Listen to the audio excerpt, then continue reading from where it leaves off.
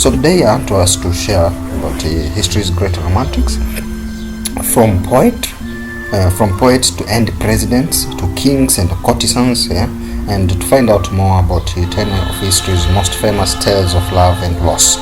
They fell in love, they lost, some killed, committed suicide, and etc. A lot of things happened in the process. So to start with, let's start with Sappho. Much uncertainty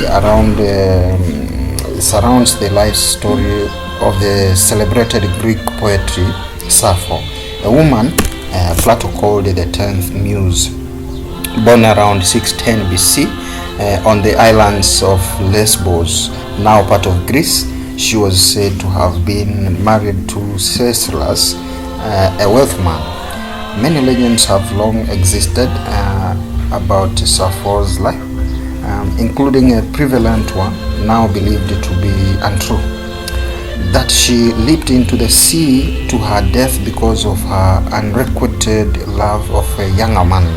You see, this case is a very minor one for you committing suicide because of a younger man, but love is deep, of course.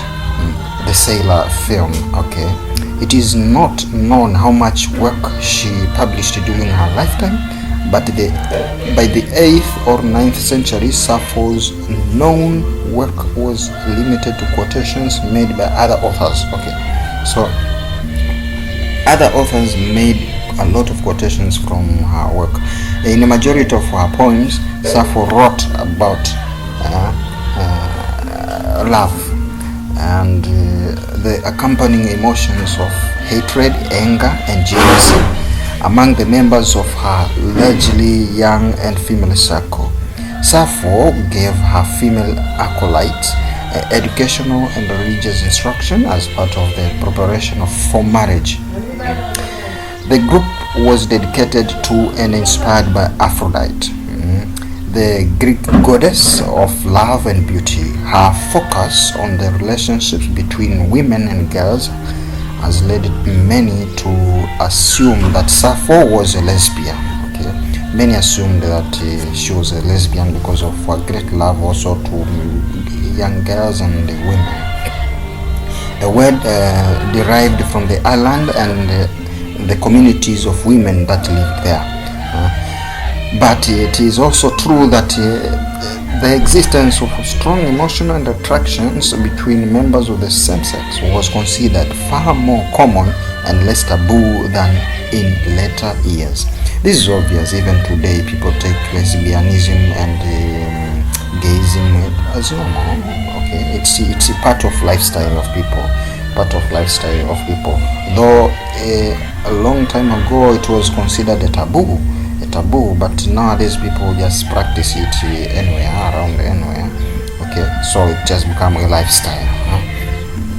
The second is Vatsyayana, an author of the Kama Sutra. If you've ever read this great book, this ascetic, probably celibate scholar who lived in classical India around the 5th century Anno Domini is an unlikely candidate to have written history's best known book on erotic love. Little is known about Vatsyayana's life, but in his famous book, actually a collection of notes on 100 of years of spiritual wisdom passed down by the ancient sages, he wrote that he intended the Kama Sutra as the ultimate love manual and a tribute to Kama, the Indian god of love. Though it has become famous for its section on sexual instruction, the book actually deals much more with the pursuit of fulfilling relationships and provided a blueprint for courtship and marriage in upper class Indian society at that time. In addition, to his classic work on love, Vatsyayana also transcribed the Nyaya Sutras. After Kama Sutra, he transcribed the Nyaya Sutras, an ancient philosophical text composed by Gautama in the 2nd century before Christ that examined the questions of logic, and epistemology. The Kama Sutra has been translated into hundreds of languages and has won millions of devotees around the world. So these are the two books that Vatsyayana authored and won millions of devotees around the world. The third one is Shah Jahan. Shah Jahan, Emperor of India from 1628 to 1658. Shah Jahan has gone down in history for commissioning one of history's most spectacular buildings, the Taj Mahal, in honor of his much beloved wife. Born Prince Khurram, the fifth son of the Emperor Jahangir of India, he became his father's favored son after leading several successful military campaigns to consolidate his family's empire. As a special honor, Jahangir gave him the title of Shah Jahan, or King of the World. After his father's death in 1627, Shah Jahan won power after a struggle with his brother, crowning himself emperor at Agra in 1628. At his side was Mumtaz Mahal, or chosen one of the palace, Shah Jahan's wife since 1612, and the favorite of his three queens. In 1631, Mumtaz died after giving birth to the couple's 14th child. Legend has it that with her dying breaths, she asked her husband to promise to build the world's most beautiful mausoleum for her. 6 months after her death, the deeply grieving emperor ordered construction to begin. Set across the Jamuna River from the royal palace in Agra, the white marble fade of the Taj Mahal reflects differing hues of light throughout the day, glowing pink at sunrise and a pale white in the moonlight.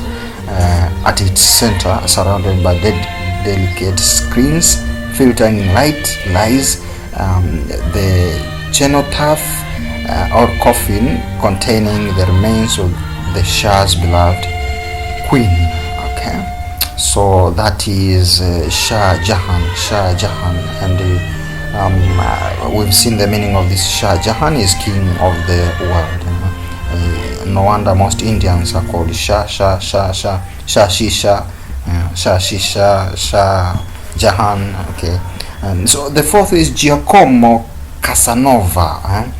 The name Casanova has long since come to conjure up the romantic image of the prototypical libertine and seducer that, thanks to the success of Giacomo Casanova, posthumously published 12-volume autobiography, Histoire de ma vie, which he chronicled with vivid detail, as well as some exaggerations, his many sexual and romantic exploits in 18th century Europe.